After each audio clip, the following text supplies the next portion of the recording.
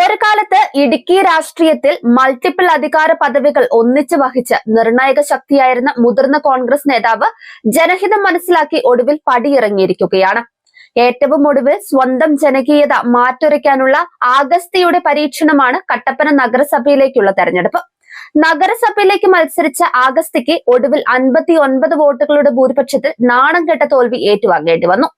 നഗരസഭ UDF തൂത്തുവാരിയിട്ടും ആഗസ്തിക്ക് തോൽക്കേണ്ടി വന്നത് കൃത്യമായ ജനവിധിയായി.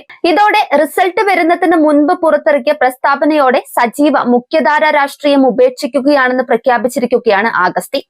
സജീവ രാഷ്ട്രീയം ഉപേക്ഷിക്കാൻ സമയമായതായി ബോധ്യമായെന്ന് ആഗസ്തി പറയുകയായിരുന്നു. ഇതുവരെ ഒപ്പം നിന്നവർക്ക് നന്ദിയെന്നും ആരെയെങ്കിലും ഇക്കാലയളവിനുള്ളിൽ വേദനിപ്പിച്ചിട്ടുണ്ടെങ്കിൽ ക്ഷമ ചോദിക്കുന്നുവെന്നും ഇനിയും കോൺഗ്രസുകാരനായി ജീവിക്കുമെന്നും എന്നാൽ വേദിയിലുണ്ടാകില്ല, പ്രസംഗിക്കാനുമില്ല, സദസ്സിലുണ്ടാക്കുമെന്നുമാണ് ആഗസ്തി പറഞ്ഞത്.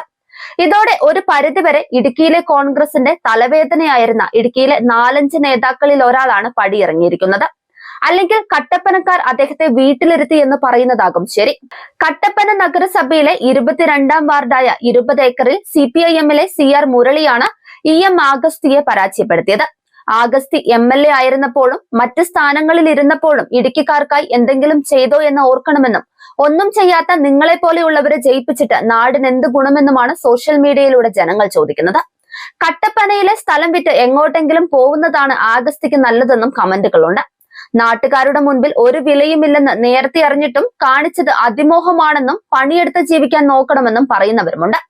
ജനങ്ങൾ ഒരാളെ അധികാര സ്ഥാനത്ത് വേണ്ട എന്ന് തീരുമാനിച്ചാൽ അകന്നു നിൽക്കുന്നത് മാന്യതയാണെന്നും ഇങ്ങനെയാവണം രാഷ്ട്രീയക്കാരെന്നും തുടങ്ങിയ കമന്റുകൾ നീളുകയാണ്.